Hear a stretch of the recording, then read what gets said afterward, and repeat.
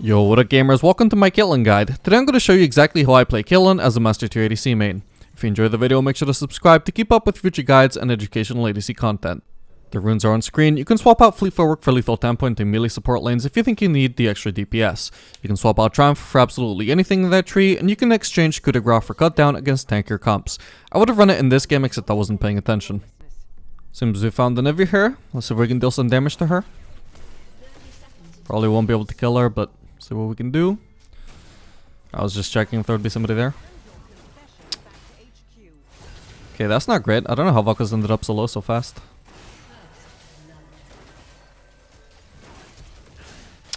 Oh, that's super unlucky that Varus managed to juke that Q. If that had hit him, I'm pretty sure it was dead there. So that was a mechanic I did there. That's Q flash on CAITLYN. If you Q, it won't redirect your Sorry, if you flash during your Q, it doesn't actually redirect where your Q fires from or where it goes. So you can just use that to fire Q wherever you want while also flashing. In that case, I flashed the Enevi Q, so I wasn't getting hit by that and stunned. While still like getting to use Q fluidly, and in a way that was like kind of misleading to them as to where it would land because they didn't have time to see where I was aiming at. That being said, I think Varus got a little bit lucky there that he managed to dodge that, because that would have been pretty good for me. At least I would have traded 1-for-1. Unfortunate that that didn't go better. We'll see if we can maybe cheese some damage onto whoever gets into lane here. We're not going to be able to tell in, but can at least maybe get some poke off. Alright, sick. So CAITLYN is pretty good in lane when you pair her with mage supports. It helps to help her get like control of the lane. If you can get the push thanks to the help of your mage support who has a lot of wave clear by themselves and also a lot of poke, you can just get the poke a lot more easily once the enemy's minions are cleared.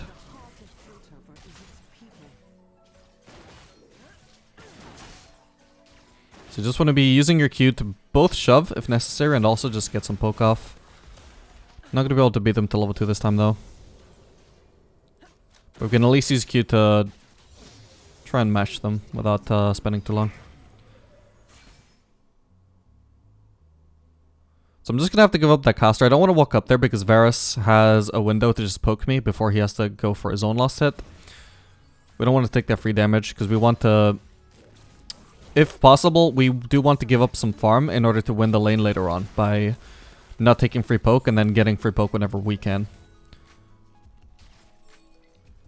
So we mainly just want to go for the casters where we won't get punished, or we at least force a lot of mana and an overextension from them if they want to punish.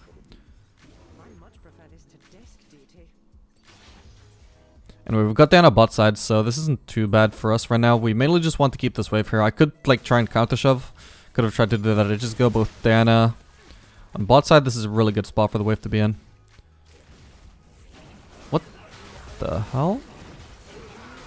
That Varus might be scripting. That was a very natural looking dodge.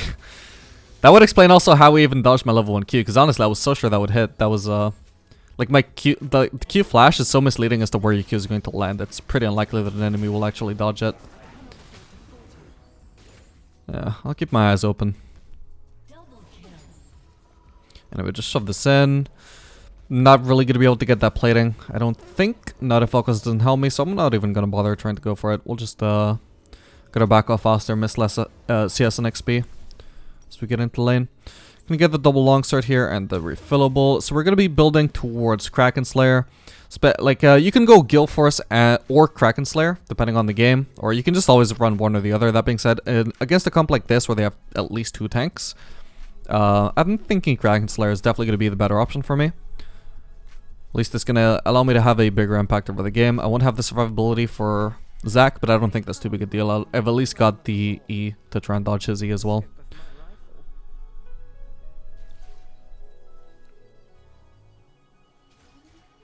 Then we'll follow that up with a Phantom Dancer, because that's going to give us the most DPS when paired with Kraken Slayer.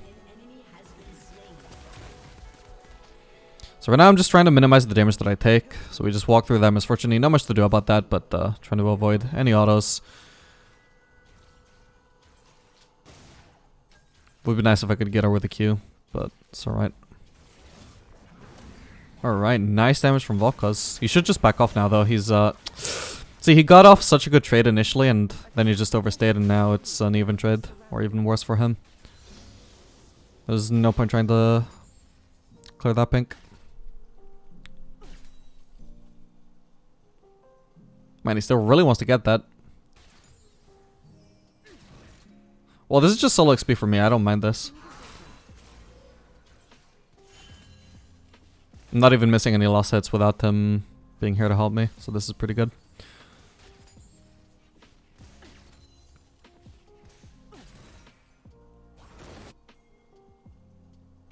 So we start off maxing the Q.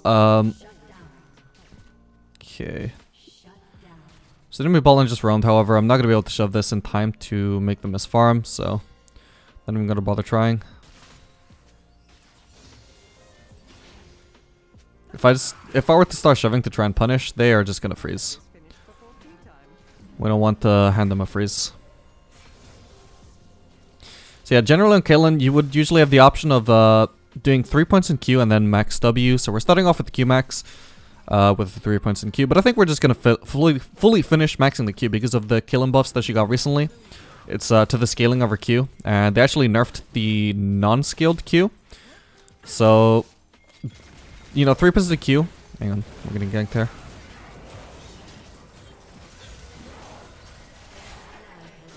Okay, we try and play some traps while we fight. If it's going to block people, I can't really place any traps right now. Alright, nice. We just saw Varus use Q here. Should have just been recalling.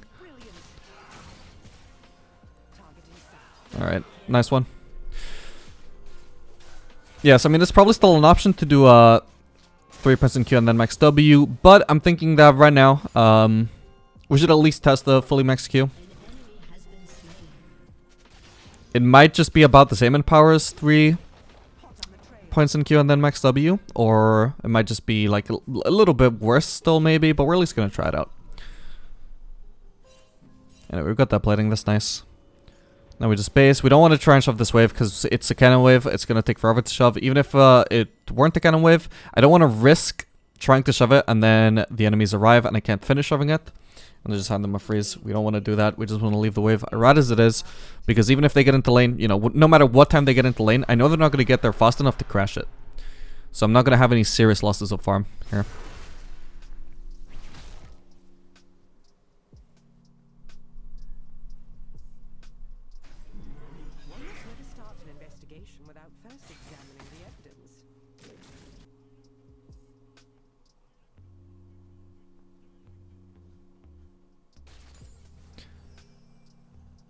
So this time we have Diana top side. We could just thin out this wave.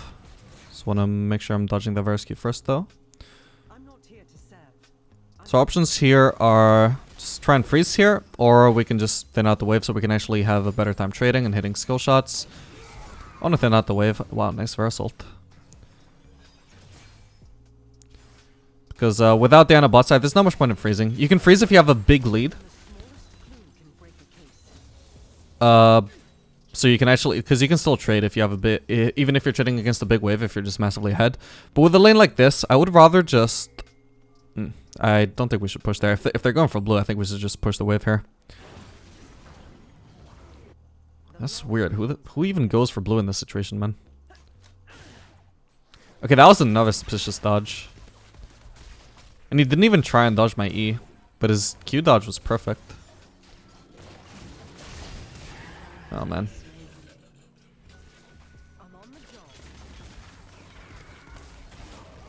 I got a flash here, I can't risk what might happen there. Probably should have waited until Zach was out of,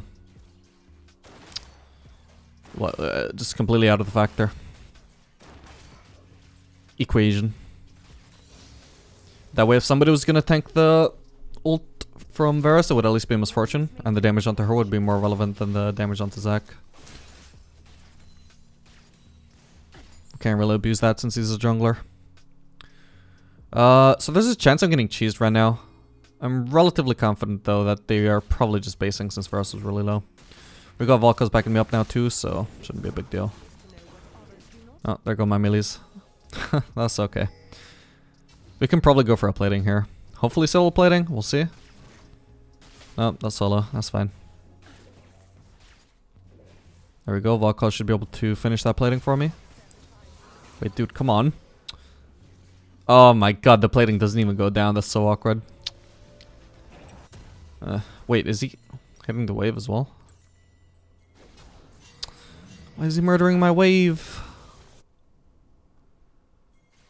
This guy's diamond.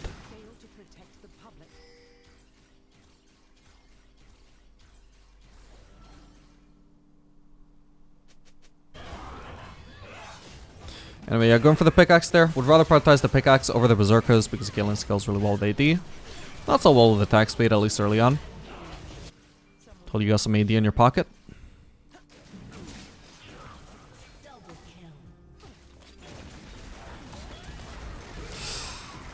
Okay, nice. I don't think I've seen Varus hit an ultimate yet. I do love a good mystery.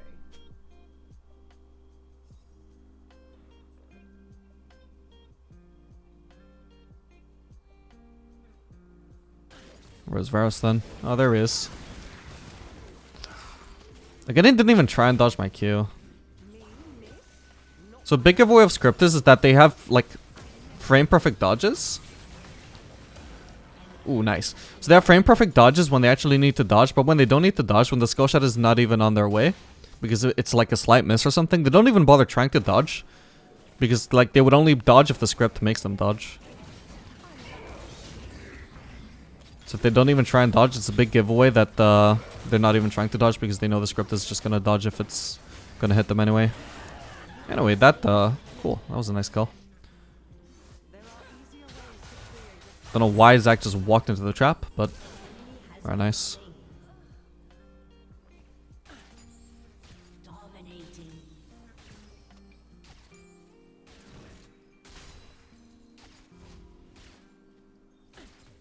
Well, Varus is definitely not scripting his ultimates, at least I can tell you that much. Just potentially his dodges.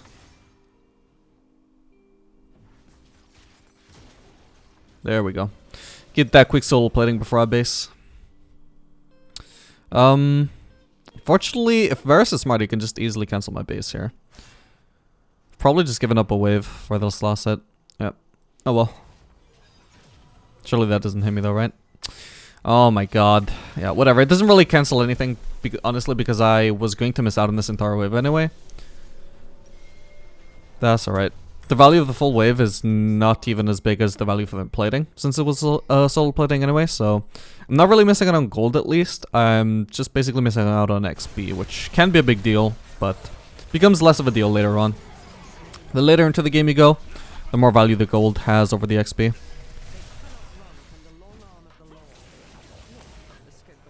Oof.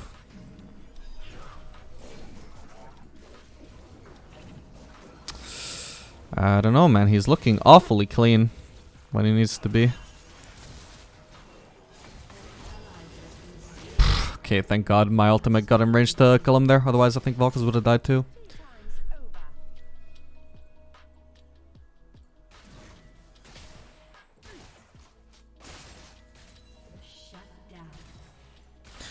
But anyway, yeah, we start maxing the trap second. Even if we're not doing the full W max by level 10. Still a wonderful ability, just amazing. Does a lot of damage if you can actually hit the traps. You also get to spam them a lot more. You get to place 5 at a time instead of 3. Just a lot of benefits to maxing traps. Even with the recent E-buff they made.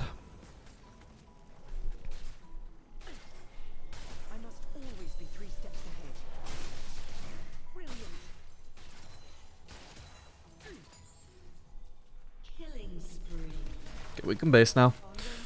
Don't have too much gold to spend, but I do have a lot of mana to recover, so we want to get that mana back. We're not going to miss too much farm for basing here anyway, so that makes it a good base timing. So going to be grabbing the 2 longswords here for the Phantom Dancer, because I believe longswords are pretty much the best component you can get, besides like BF sword.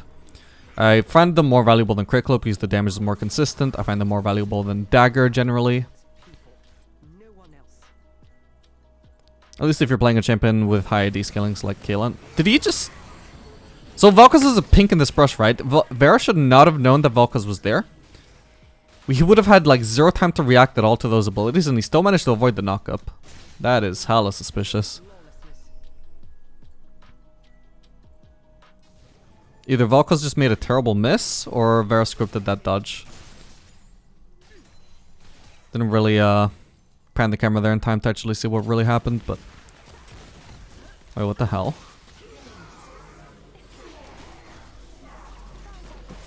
Well, he's clearly not a good player. I refuse to believe somebody who would do that is the same person in charge of all the inputs that are just massively smurfing over my teammates' skill shots. And my skill shots, I guess. He hasn't dodged my Q too much, though. Only in those, like, really clutch situations, like the level 1. I guess he didn't think he would die there. Which proves he's a dumbass.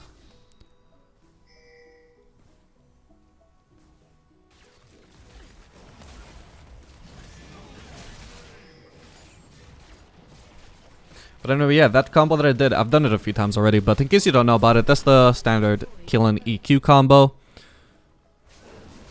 Most of you probably know about it, but if you don't, I should probably just run it through real quick. You basically just press E, and then after a small delay, you press Q. Yeah, let me just get through this fight first. Placing a trap right on top of the TP. Forcing the Nivea flash. Alright, don't want to go too deep here, otherwise the Nivea can really screw me. But yeah, so an important thing about the KAITLYN EQ combo, in case you can't really get the hang of it, is there is a delay between when you press E and Q. You have to do a small delay before you press Q. Oh, I missed the cannon. That is important because when I was learning KAITLYN, or before I like started playing her properly, everybody would say you have to press E and Q at the same time.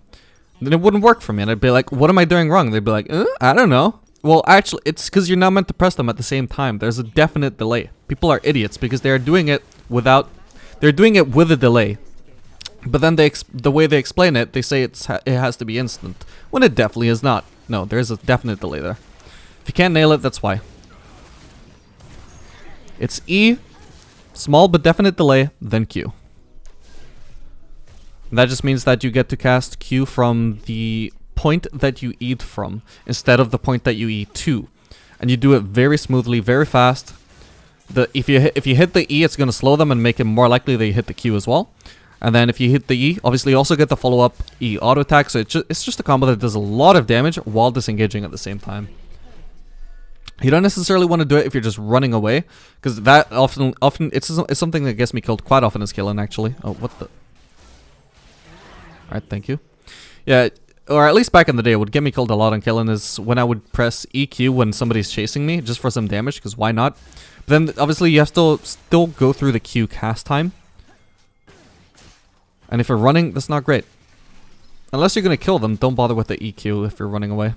Unless you're pretty sure that they're not gonna be able to catch up, you know? Unless you're pretty sure that even EQ as it is good enough to disengage.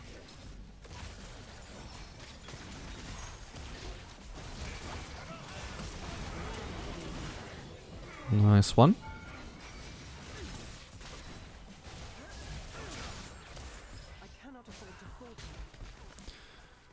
Anyway, yeah, we're at that 2-item power spike, the amazing 2-item power spike of Crack and Phantom Dancer. These two items work fantastically together because Kraken Slayer obviously is an item that skills really well with attack speed, and Phantom Dancer gives a lot of attack speed. But one thing that's also really underrated is the AD scaling on Kraken Slayer. It actually scales really well. It has like a 40% AD ratio, so you don't want to build... Oh, hang on.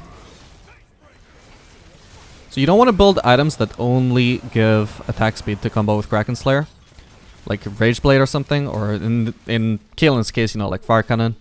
It's viable for sure, but I think it works way better with Phantom Dancer. Because even aside from the extra attack speed, which is, you know, conditional, just the 20 AD that you get from Phantom Dancer really goes a long way.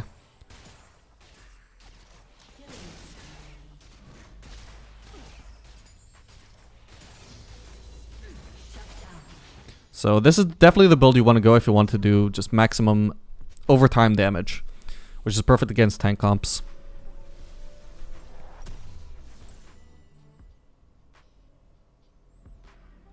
If you go for a build, like the more traditional kind of build is more like Gale Force into Fire Cannon, or Gale Force into Collector, or even if you're doing Kraken Slayer, people usually would do like Kraken Slayer into Collector. Those builds are fine, generally.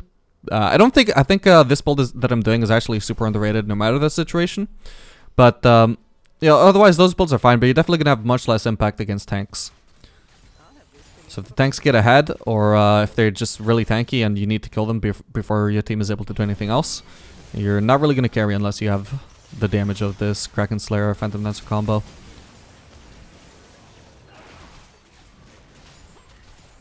Anyway, seems we're doing pretty well. So far, the only death we've had so far is the level 1. Shame we couldn't pick up that Varus skill, but I'm pretty convinced at this point that he is scripting. Not all the time. He does get hit by a lot of stuff, but that's the suspicious part. Is like how crap he is some of the time, but then sometimes he's just a god. I could not have even come close to some of the dodges he's made. Then other times he'll randomly walk into my EQ and die.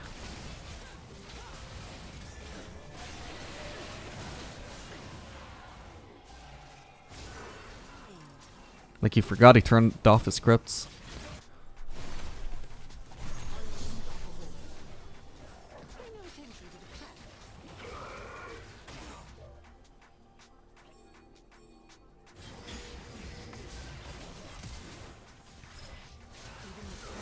I got the heal if I need it, but I'm pretty sure that is alright. It is okay right now.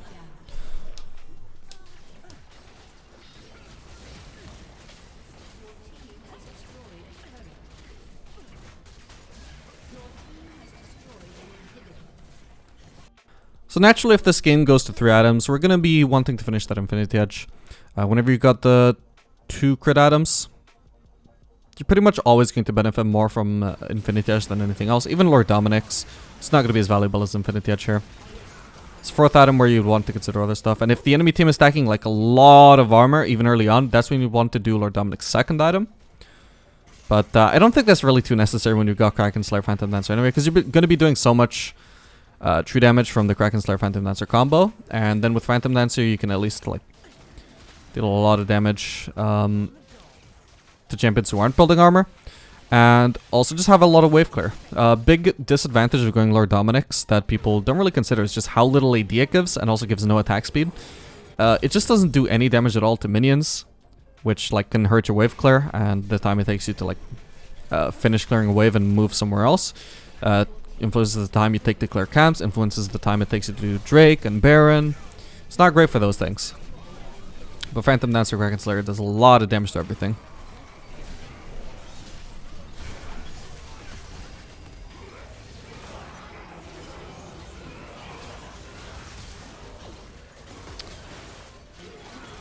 Okay, well, we picked up that Infinity Edge. Seems my team might not even need me though, we'll see. Just gonna use my ultimate here on the Misfortune, a priority target. Massively shrink her out. I'm a bit alone here, but I think I'm okay. Oh, wow. Okay, I would not have been okay if she actually hit that properly. Yeah, I didn't want to risk the E there, even though I had that up. Poppy hadn't used W yet, as far as I could see, so we don't want to risk her turning that on right as you use E. Use Z here, though.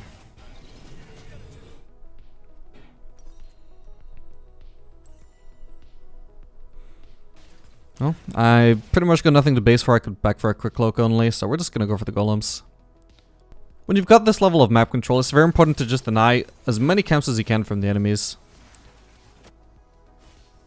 Because you're gonna basically make the jungler extremely behind, and even aside from the jungler, jungle camps are a tool for any like actual laner to like sort of become less behind. So like if the enemy team had a Kog'Maw, for example, they would want to be feeding camps to the Kog'Maw to try and get him strong enough to actually carry fights. But obviously by getting the camps for yourself and denying it from the enemies, it's kind of a twofold gold gain. You're gaining gold for yourself and denying it from the enemy. So it's kind of, in a way, it's definitely more valuable than just taking your own camps or your own farm even.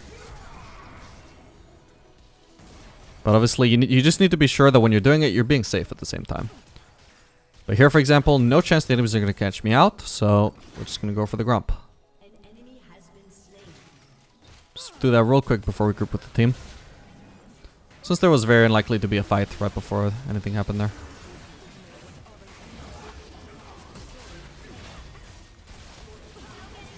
Okay, that's going to be a quick and heavy death. Alright, and that's it. That's how you play Caitlyn. I hope you guys enjoyed this video. Make sure to like and subscribe if you want to see more content like this in the future, guys. And I'll see you guys on the next video. Later, gamers.